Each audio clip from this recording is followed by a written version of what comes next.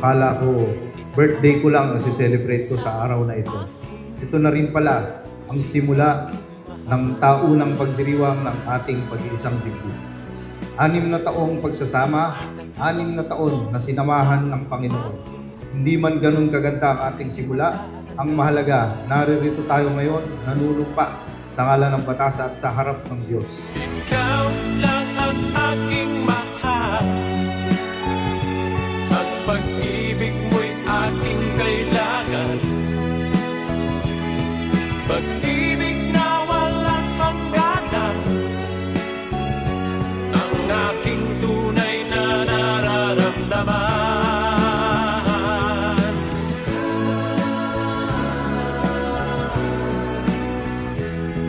Isa lang ang damdamin.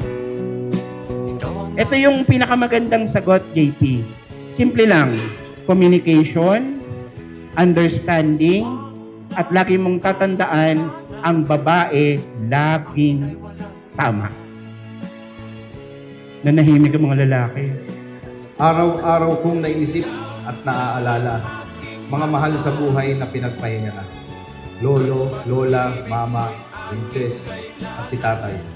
Ngunit sa araw na ito, sa harap ng lahat ay buong puso kong ipagmamalaki.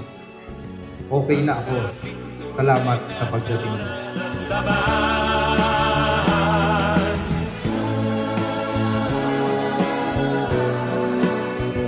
Sana maging masaya kayo.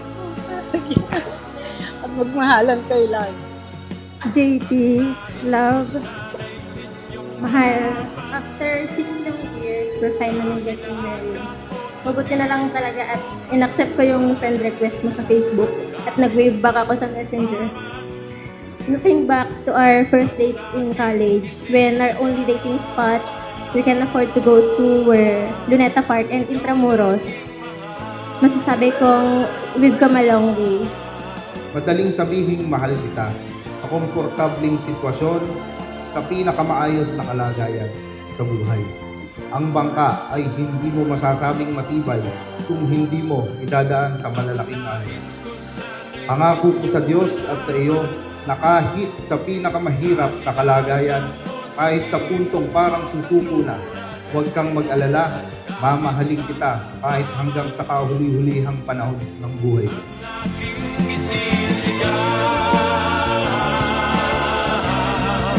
Ikaw ang aking mahal, ikaw ang aking mahal.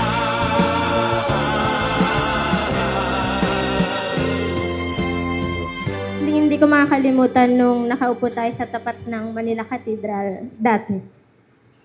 Tinanong mo ako tungkol sa kasal kasi nabanggit ko at ang gusto kong makasal sa simbahan. Tapos bigla mong sinabi na hindi pwede.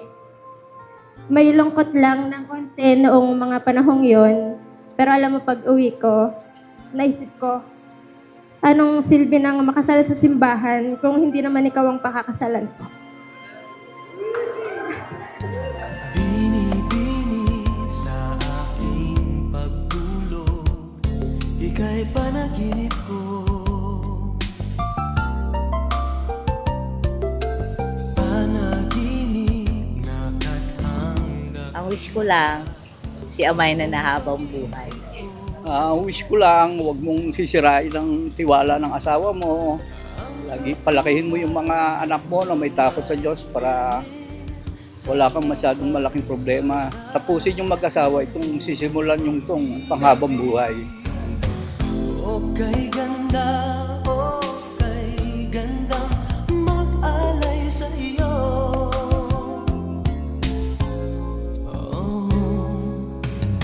Ala-ala, isip at pagod sa'yo'y God must love me so much that He blessed me with a man like you. Maybe you're wondering kung ano nga ba ang rason at sigurado akong ikaw na ang gusto kong makasama habang buhay.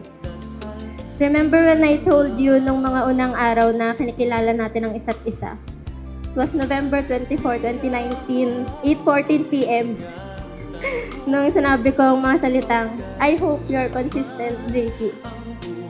6 years have passed and counting. Yes, you really are consistent.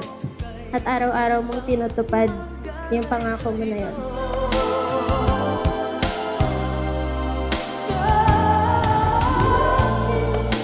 Napakarami na nating pinagdaanan, masasakit na salitang binitawan sa isa't isa. Mga pagtatalo, mga pagkakamali at pagpapatawad.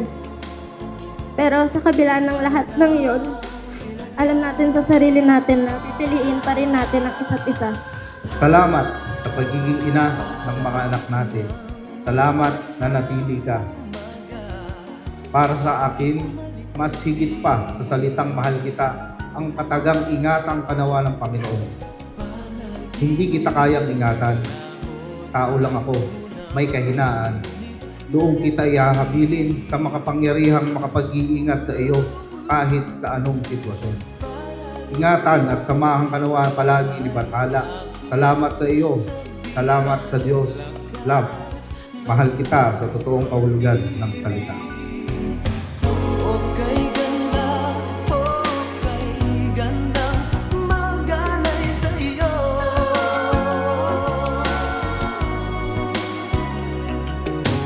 Okay ganda. Napakapayapa sa damdamin, gumising araw-araw na ikaw ang kasama, makakasama sa buhay. Kaya wala na akong ibang hanghag pa dahil walang kasing saya sa puso at isip ko ngayon na ikaw ang pinipili at pipiliin ko na maging katuwang sa buhay na ito. Mahal na mahal